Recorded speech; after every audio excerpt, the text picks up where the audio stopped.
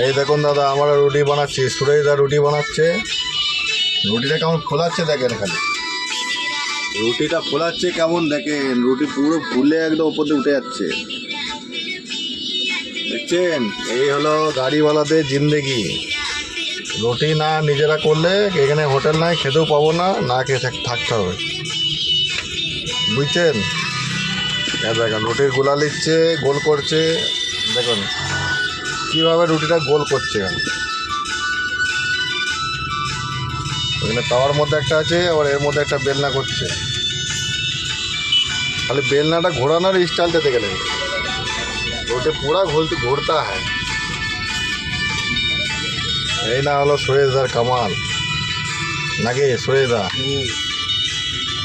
আর সুরেশদা এখন নিজের ভাষায় গান লাগিয়েছে মোবাইলে, মোবাইলে এই যে আটার প্যাকেট, এই যে মুড়িও আছে।